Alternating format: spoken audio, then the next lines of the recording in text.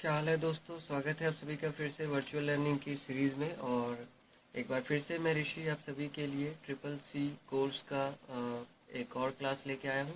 आज जो क्लास हम देख रहे हैं वो इस सीरीज़ की क्लास 4 है। और जैसा कि हम देखते चल रहे हैं तो पिछली क्लास के मुताबिक आज की इस क्लास में जो टॉपिक हम देखेंगे वो है टाइप्स ऑफ कंप्यूटर।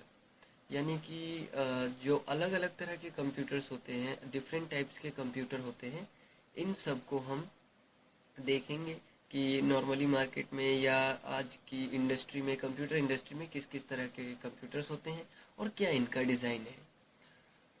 तो इसको समझने के लिए नॉर्मली क्लासिफिकेशन जो होता है कंप्यूटर का, कि कौन सा कंप्यूटर किस तरह का है, इसको करने का एक सिंपल तरीका है उसका स्पीड और उसका नेचर, और जो भी उसकी कंप्यूटेशन का जो पावर होता है कि वो स्पीड क्या रखता है, किस स्पीड से कैलकुलेट कर सकता है। इन बातों को ध्यान में रखते हुए आप किसी भी कंप्यूटर को क्लासिफाई कर सकते हो, और ये तो हर आदमी करता है। हमें किसी भी चीज़ को क्लासिफाई करना हो तो हम ये देखते हैं भाई उसके पास कौन सी चीज़ ज़्यादा है, कौन सी चीज़ कम है, और उस हिसाब से हम क्लासिफाई करते हैं। कंप्यूटर को क्लासिफाई करने के लिए कितने तरह के कंप्यूटर्स होते हैं, ये बहुत ही सिंपल है। आमतौर पर कंप्यूटर तीन तरह के होते हैं। सबसे पहला कंप्यूटर होता है एनालॉग कंप्यूटर, फिर होता है डिजिटल कंप्यूटर, और तीसरा होता है हाइब्रिड कंप्यूटर। ये इसमें एक मिस्टेक है, इसे हम ठीक कर लेते हैं। तीसरा कंप्यूटर होता है हाइब्रिड कंप्यूटर। और जो एनालॉग कंप्यूटर होता है आपका, ये कंप्यूटर आमतौर पर उस तरह के कंप्यूटर होते हैं जो मैकेनिकल इंस्ट्रूमेंट टाइप के होते हैं, मैकेनिकल कंप्यूटर होते हैं, डिजिटल नहीं होते। ये डिजिटल से अलग चीज़ है। मतलब ज़रूरी नहीं कि इन्हें चलने के लिए बिजली चाहिए, और अगर बिजली चाहिए तो इनका जो परफॉर्मेंस है वो अलग तरीके से होता है। इस तरह के कंप्यूटर के बारे में आपने नहीं सुना होगा, लेकिन देखा ज़रूर होगा, सुना नहीं होगा। क्योंकि हम इसे आम लाइफ में यूज़ तो लाते हैं, पर इसको जानते नहीं है कि ये भी कोई कंप्यूटर है भला। जैसे आपका कोई भी एनालॉग वॉच, एनालॉग वॉच का मतलब जो सुइयों वाली घड़ी होती है, या आपका टेलीफोन, या आपका मोबाइल जिससे हम सिर्फ बात कर सकते हैं, या आपका रेडियो, या आपका और भी दूसरे तरीके का, जैसे आपका वाईफाई हॉटस्पॉट होता है, वाईफाई रिसीवर होता है। ये सारी चीज़ें एनालॉग कंप्यूटर्स में आती है। एनालॉग कंप्यूटर असल में वो कंप्यूटर होते हैं जो सिग्नल्स के बेसिस पे काम करते हैं। और सिग्नल्स कैसे? तो असल में ये सिग्नल्स होते हैं 0 और 1 की फॉर्म में, और इसी के ऊपर मतलब ये टेम्परेचर से रिलेटेड होता है, ये हाई और लो से रिलेटेड होता है। ये काम एनालॉग कंप्यूटर्स करते हैं। पर इसमें एक चीज़ ये होती है कि जो सिग्नल्स इसे मिलते हैं, वो सिग्नल्स ये स्टोर नहीं कर सकता। यानी कि जब तक कंप्यूटर एक्टिव है तब तक तो आप काम कर सकते हैं, तब तक तो आपको समझ में आता है। पर जैसे ही सिग्नल्स गए, वो फिर ये कोई कंप्यूटर किसी काम का नहीं होता। अब जैसे इसको समझने के लिए हम एक एग्जांपल लेते हैं। जैसे नॉर्मली बाइक में लगे हुए स्पीड नापने वाले मीटर होते हैं, तो ये मीटर क्या करते हैं? स्पीड कैलकुलेट करते हैं। कंप्यूटर कैलकुलेट करता है, ये भी कैलकुलेट कर रहा है, मतलब कैलकुलेटर हुआ, कंप्यूटर हुआ। तो जैसे बाइकों में लगे हुए मीटर होते हैं, और इस तरह के मीटर्स में सुई होती है स्पीड बताने के लिए। और जैसे जैसे बाइक चल रही होती है वैसे वैसे इसको सिग्नल मिलता है, इलेक्ट्रिक चार्ज जनरेट होता है, और उसके हिसाब से फिर वो स्पीड बताता है। तो जैसे ही बाइक रुकती है या स्पीड कम होती है तो वो कांटा अपने आप ही नीचे आ जाता है। यही चीज होती है एनालॉग कंप्यूटर में। एनालॉग कंप्यूटर जो सिग्नल्स मिलता है उसको स्टोर नहीं कर सकता, और उसमें रीराइट नहीं कर सकता। पर अगर हम इससे बढ़ते हुए आगे आते हैं, जैसे नॉर्मली कुछ एग्जांपल के तौर पर देखें, तो इस तरह के एनालॉग कंप्यूटर्स होते हैं जो हमारे स्टेरियो सिस्टम होते हैं, ऑडियो सिस्टम होते हैं, होम थिएटर्स होते हैं, उन सब में मिलने वाली चीज़ें, या और भी दूसरी बहुत सारी मशीनें होती हैं। जैसे स्कैन करने वाली मशीनें होती है, हमारी जो मिट्टी होती है उसको स्कैन करने वाली ये एक मशीन है। और ये लगभग 6 मीटर अंदर कहाँ पर कोई भी सॉलिड मटेरियल है, कोई भी तो उसका ये पता लगा देता है, जैसे कोई पत्थर या और कुछ भी इस तरीके का। तो ये क्या करता है, असल में सिग्नल्स छोड़ता है, इलेक्ट्रोमैग्नेटिक वेव्स छोड़ता है, और उसके हिसाब से फिर इसे पता चलता है कि कौन सी चीज़ गहराई में कहाँ पर है। और एक चीज़ हो सकती है, तो इस तरह के जो पुराने टाइम के कंप्यूटर्स होते थे, जो नॉर्मली अगर आप देख रहे हैं तो ये एक डीजे सिस्टम से उठाया हुआ है, ये पिक्चर है। और जो भी डीजे से रिलेटेड स्टेरियो या ऑडियो से रिलेटेड सेटिंग्स होती हैं, उन सबको ये मॉनिटर करता है, ये कंप्यूटर्स। तो ये कंप्यूटर होते हैं एनालॉग कंप्यूटर्स, जो इस तरह के सिग्नल्स पे या टेम्परेचर्स पे जिनका काम डिपेंड होता है। अगर सिग्नल्स वीक होंगे तो ये कंप्यूटर भी वीक काम करेंगे, ठीक काम नहीं करेंगे। और अगर सिग्नल स्ट्रांग होंगे तो ये ठीक से काम करेंगे। एग्जाम्पल के लिए आप जैसे कि मान लीजिए पुराना केबल सिस्टम आप ले सकते हैं। जब मौसम ठीक होता था तो कनेक्शन ठीक होता था, और जैसे ही थोड़ा मौसम बिगड़ता था तो कनेक्शन बिगड़ जाता था। ये सब एनालॉग टेक्नोलॉजी थी। पर अब जो हम बात करते हैं वो होता है डिजिटल कंप्यूटर। और डिजिटल कंप्यूटर आप और हम जिस पर बैठकर काम करते हैं वही होते हैं।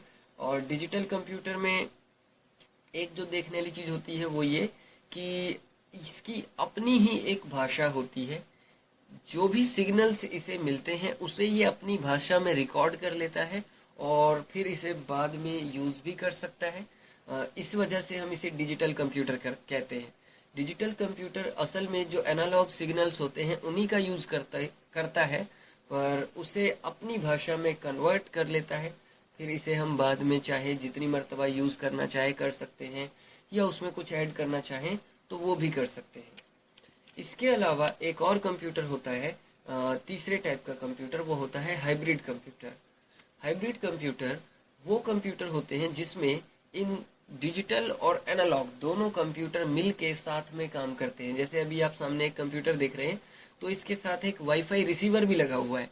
और वाईफाई रिसीवर एक तरह का एनालॉग कंप्यूटर होता है, क्योंकि इसके काम सिग्नल्स पे डिपेंड करते हैं। और कंप्यूटर हमारा एक डिजिटल कंप्यूटर है, क्योंकि ये सभी चीज़ों को डिजिटली स्टोर कर सकता है, डिजिटली परफॉर्म कर सकता है। तो इन दोनों का मिला जुला एक कॉम्बो एक हाइब्रिड कंप्यूटर कहा जा सकता है। या यहाँ देखिए, तो ये हॉस्पिटल में आमतौर पर देखी जाने वाली मशीन है। और असल में ये दिखाती क्या है, तो एक तरीके से पेशेंट से रिलेटेड उसके इंफॉर्मेशन देती है कि क्या हार्ट बीट है, क्या ब्लड प्रेशर है, क्या सिस्टम है, ये सारी चीज़ें। और जितने भी तरह के टेम्परेचर नापने वाले, साउंड को मेज़र करने वाले, एम्पलीट्यूड को मेज़र करने वाले, हार्ट बीट को मेज़र करने वाले, ये सारी चीज़ें एनालॉग होती है। पर जिस मॉनिटर पे आप देख रहे हैं उसमें ये नंबर पे पड़ी हुई है। इसका मतलब ये कि जो ये सब चीज़ें सुन रहा है, जो मशीन ये सब चीज़ें सुन रही है, वो है एनालॉग, और उसको कन्वर्ट करके इस फॉर्म में दिखाया जा रहा है। तो क्योंकि यहाँ पर एक एनालॉग और एक डिजिटल दोनों कंप्यूटर काम कर रहे हैं, तो ये एक हाइब्रिड कंप्यूटर हुआ। और इसी तरीके से जैसे आपका कोई टेलीफोन होता है, और टेलीफोन में कोई भी फ़ोन आया, पहले के टाइम के जो फ़ोन होते थे उसमें तो ऐसा सिस्टम नहीं होता था, पर अब जो कंप्यूटर होते हैं उसमें ऐसा सिस्टम होता है कि आप कॉल हिस्ट्री देख सकते हैं और भी दूसरी चीज़ें कर सकते हैं। तो इसमें ये है कि आपने जब बात करी तो सारा का सारा सिस्टम था एनालॉग, और जब आप अपना हिस्ट्री चेक करते हैं तो ये हो जाता है डिजिटल। तो ये भी एक हाइब्रिड कंप्यूटर हुआ। दो अलग अलग कंप्यूटर एक ही कंप्यूटर में मिलके काम कर रहे होते हैं। तो अभी तो हमने जो देखा वो ये था कि कितने तरह के नॉर्मली मेन जो हमारा मतलब है कंप्यूटर्स में, तो तीन तरह के कंप्यूटर्स होते हैं। हिटब्रिड नहीं, हाइब्रिड कंप्यूटर होता है, यहाँ स्पेलिंग मिस्टेक है। और हमारा जो मेन फोकस है वो है डिजिटल कंप्यूटर को लेकर। अब हम जो अलग अलग टाइप्स देखेंगे वो डिजिटल कंप्यूटर के अंदर मिलने वाले अलग अलग तरह के कंप्यूटर्स हैं। यानी डिजिटल कंप्यूटर में भी वेराइटीज़ होती हैं अलग अलग कंप्यूटर्स की, तो वो हम देखेंगे। और उसके लिए देखिए यहाँ पर ये दिया हुआ है। तो डिजिटल कंप्यूटर में आमतौर पर 5-6 तरह के कंप्यूटर होते हैं। जैसे पर्सनल कंप्यूटर, जिसे हम माइक्रो कंप्यूटर भी कहते हैं, इसमें हमारा डेस्कटॉप कंप्यूटर या लैपटॉप या हमारा मोबाइल फ़ोन ये सब आते हैं। Work station computer, mini computer, main frame computer, super computer, ये सभी छोटे बड़े तरह के कंप्यूटर हैं, अलग अलग जगह पे यूज़ होने वाले कंप्यूटर हैं। पर इन सब में एक चीज़ कॉमन है, तो ये सारे के सारे अपनी एक लैंग्वेज होती है, मशीन लैंग्वेज, उस पे काम करते हैं। और इसकी वजह से ये हुए डिजिटल कंप्यूटर, जिसमें सबसे शुरुआती कंप्यूटर है पर्सनल कंप्यूटर यानी micro computer. A personal computer, that means PC, can be identified as a small, relative, inexpensive computer designed for individual user। यानी कि सस्ता और थोड़े कम खर्चीले दाम में मिलने वाला एक कंप्यूटर होता है जिसे हम पीसी कहते हैं, और इसे एक आम आदमी के इस्तेमाल के लिए बनाया जाता है। PC are based on micro processor technology that enables manufacture to put an entire CPU on a chip. और नॉर्मली जो भी कंप्यूटर्स आप और हम लोग यूज़ करते हैं वो सारा का सारा माइक्रो प्रोसेसर टेक्नोलॉजी से होता है, जो कि फोर्थ जनरेशन से रिलेटेड है। तो इसकी वजह से ये हमारे मैन्युफैक्चरर्स को ये प्रोवाइड करती है कि वो सारा कंप्यूटर, सारा सीपीयू एक ही चिप में डाल सके। Business use of personal computer for word processing, accounting, desktop publishing and for running spreadsheet and database management applications. और इस तरह के कंप्यूटर्स का इन सभी फील्ड्स में बिजनेस के अंदर यूज किया जाता है।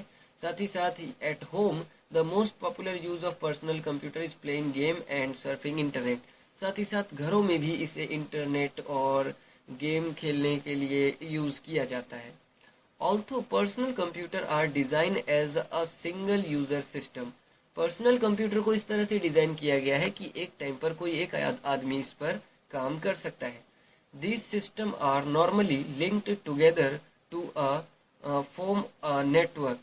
आमतौर पर इन कंप्यूटर को हम चाहे तो एक नेटवर्क से भी लिंक कर सकते हैं। In term of power, nowadays high end model of the Macintosh and PC offers the same computing power and graphic capability as low workstation by Sun Microsystem, Hewlett Packard and Dell। ये कुछ चुनिंदा कंपनियों के नाम बताए गए हैं जो नॉर्मली इस तरह के कंप्यूटर्स को बनाता है, और मॉडर्न मिलने वाले कंप्यूटर्स इन्हीं ब्रांड्स के होते हैं और सिंगल यूज़र होते हैं। और पावर के हिसाब से देखा जाए या इनकी स्पीड के हिसाब से देखा जाए तो मैकिन्टोश या आईबीएम से मिलने वाले जो कंप्यूटर्स हैं, यानी एप्पल्स के जो मिलने वाले पर्सनल कंप्यूटर है और आईबीएम के जो मिलने वाले पर्सनल कंप्यूटर है, ये मार्केट में सबसे ज़्यादा मिलते हैं। और ये तो है पर्सनल कंप्यूटर। अब देखिए, जिसका ये मैं आपको दिखा भी चुका हूँ पहले, work station computer. Work station computer क्या होता है? बिल्कुल पर्सनल कंप्यूटर के जैसा ही होता है, बस ये वहाँ यूज़ किया जाता है जहाँ 100, 200 या 1000 माइक्रो कंप्यूटर को चलाने के लिए एक मेन कंप्यूटर चाहिए। तो वो जो मेन कंप्यूटर होगा उसमें कुछ कैपेबिलिटी बाकी कंप्यूटरों से ज़्यादा होती है, और देखने में भले ही वो बाकी कंप्यूटरों जैसा हो। जैसे कि मैं इस कंप्यूटर की बात करूं तो ये इन सारे कंप्यूटरों को चलाता है। तो यही हुआ वर्क स्टेशन कंप्यूटर, और इसमें भी वही चीज़ है जो उन सब में है, पर इसकी कैपेबिलिटी ज़्यादा होती है। Workstation computer is a computer used for engineering application like CAD and CAM, desktop publishing, software development and other such type application which requires a modern amount of computing power and relatively high quality of graphic capabilities। इस तरह के computers जो है high level के softwares जो होते हैं, जो एक आम कंप्यूटर में नहीं चल सकते, खास तरह के कंप्यूटर में चलेंगे। और भी दूसरे तरह की बिजनेस एप्लीकेशन होती है या हाईली ग्राफिकल से रिलेटेड कामकाज हो तो वर्क स्टेशन कंप्यूटर का यूज़ किया जाता है। Work station computer generally comes with a large high resolution graphic screen, large amount of RAM, inbuilt network support and graphical interface. आमतौर पर क्योंकि वर्क स्टेशन कंप्यूटर को यूज़ ही बड़े काम के लिए किया जाता है, तो इसके अंदर पहले से ही काफ़ी बड़े लेवल पे रैम और ग्राफिकल ड्राइवर्स पड़े होते हैं, और साथ ही साथ इसमें नेटवर्क इनबिल्ट होते हैं, फीचर्स इनके ग्राफिक्स पड़े होते हैं, और ग्राफिकल यूज़र इंटरफेस भी इनका बहुत ही स्ट्रांग होता है। Most work station also have a mass storage device such as a hard disk. साथ ही साथ इनमें क्योंकि स्टोरेज की रिक्वायरमेंट भी होती है तो एक बड़े लेवल के स्टोरेज अमाउंट इनके पास होता है। But a special type of work station called a diskless workstation comes without disk driver। पर जरूरी नहीं हर तरह के वर्क स्टेशन कंप्यूटर में ये मिले। बहुत सारे वर्क स्टेशन कंप्यूटर में ऐसे होते हैं जो बिना किसी तरह की परमानेंट स्टोरेज या हार्ड डिस्क के होते हैं। साथ ही साथ जो वर्क स्टेशन कंप्यूटर होते हैं, ये सारे work station computer operating system, common operating system for work station computer are Unix, window NT like PC. Work station are also single user computer, एक आम पीसी लाइक पीसी जैसा मैंने आप लोगों को बताया अभी, but are typically linked together from a local network. हाँ, एक आम कंप्यूटर के जैसा तो होता है, लेकिन आम तौर पर ये ज्यादा करके ये जरूरी होता है कि वो कंप्यूटर किसी न किसी नेटवर्क का हिस्सा जरूर होता है। Although they can also be use as stand alone system, और आप इसको अकेले यूज करना चाहे तो उसमें भी यूज कर सकते हैं, उसमें कोई वो दिक्कत नहीं है। पर आम तौर पर ये एक नेटवर्क का पार्ट होता है। और जैसे होता है ना कि भाई 100 भेड़ चरानी है तो एक भेड़िया चाहिए, तो ये बिल्कुल वैसा ही। अगर आपके पास 100 कंप्यूटर्स हैं और उन 100 कंप्यूटरों का काम एक कंप्यूटर से आप देखना चाहते हैं, संभालना चाहते हैं, तो ये वर्क स्टेशन कंप्यूटर का जिम्मेदारी होता है। इसके बाद हम देखते हैं मिनी कंप्यूटर। मिनी कंप्यूटर क्या है? ये साइज में बहुत छोटा होता है। It is a mid size multi processing system. Multi processing system मतलब साइज में भले ही छोटा हो लेकिन काम बहुत सारे करता है। कैपेबल फॉर सपोर्टिंग 250 यूजर्स सिम्युलेशनली, और एक टाइम पर इस तरह के कंप्यूटर 250 अलग अलग यूजर्स से इंस्ट्रक्शन ले सकते हैं। मतलब कहने का ये है, वर्क स्टेशन या पर्सनल कंप्यूटर तो सिंगल यूजर था, एक टाइम पर कोई एक आदमी, पर मिनी कंप्यूटर एक टाइम पर 250 लोगों को भी संभाल सकता है, 250 लोगों का भी काम हैंडल कर सकता है। और ये एक इसका एक एग्जाम्पल टाइप का है। अब जैसे कि मान लीजिए आप बहुत सारे कंप्यूटर रखते हैं और उन सब कंप्यूटरों को आप अपने एक वाईफाई का जो आपका राउटर होता है उससे कनेक्ट कर लेते हैं। तो ये वाईफाई का जो राउटर है 100 कंप्यूटरों को नेटवर्क दे रहा है और 100 यूजर्स का काम संभाल रहा है। तो इसको हम मिनी कंप्यूटर कहेंगे, क्योंकि इसने जो है इतने बड़े पैमाने पर काम संभाला है, हालांकि है ये बहुत ही छोटा कंप्यूटर। तो ये मिनी कंप्यूटर की कैटेगरी में आता है। इसके अलावा एक कंप्यूटर और होता है मेन फ्रेम कंप्यूटर। अब जैसे आपने मिनी कंप्यूटर के बारे में सोचा कि कोई भी ऐसा कंप्यूटर जो छोटा होता है लेकिन काम वो बड़े पैमाने पर करता है और एक टाइम पर एक से ज्यादा यूजर्स को देखता है। इसी तरीके से एक होता है main frame computer.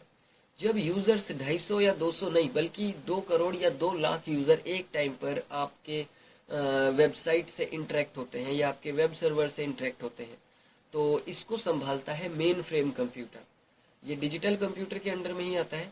Is a very large in size and is an expensive computer capable for supporting 100 or even thousands of users simultaneously।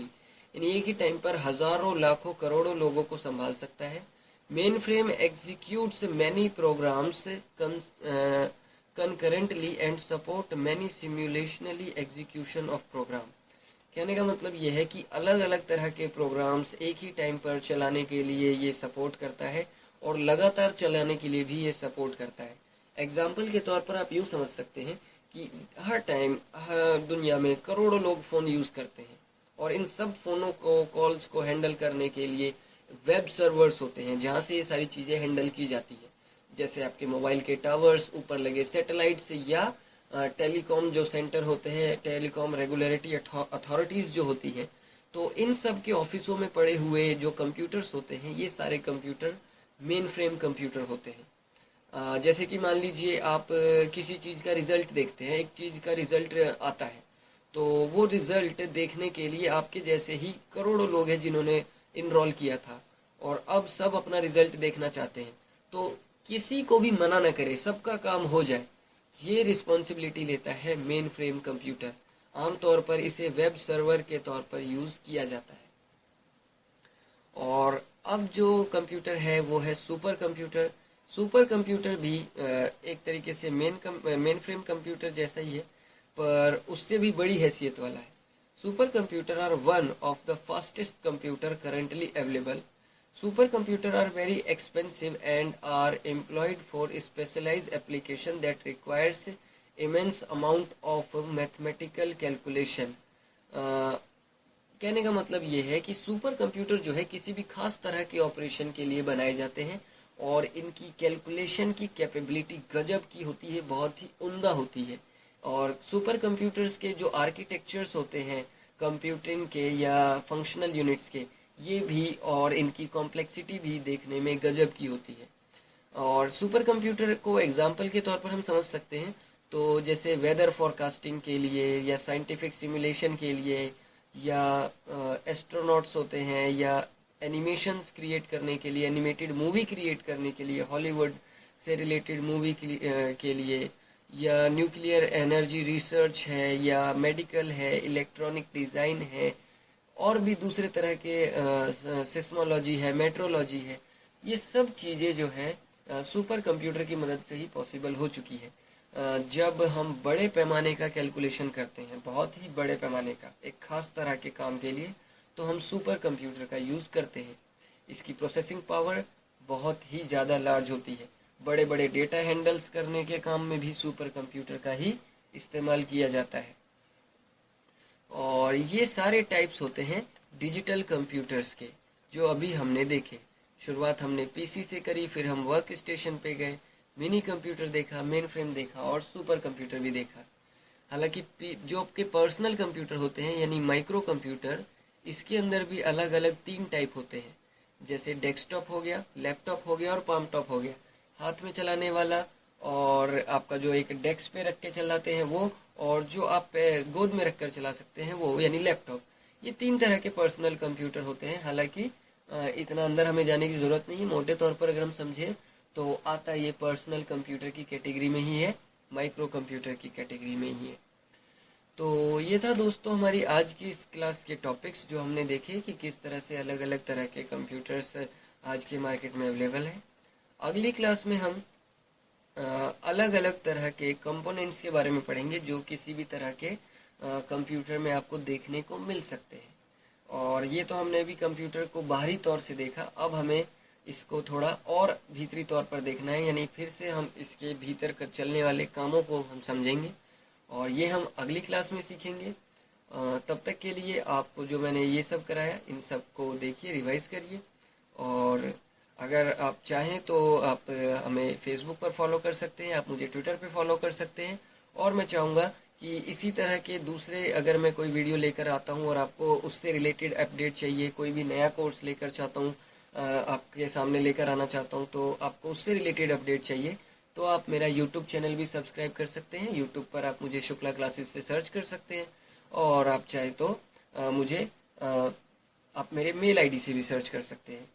तो चलिए दोस्तों, अब हम सीधे अपने अगले क्लास में मिलते हैं। फिलहाल इस वीडियो को देखने के लिए थैंक्स।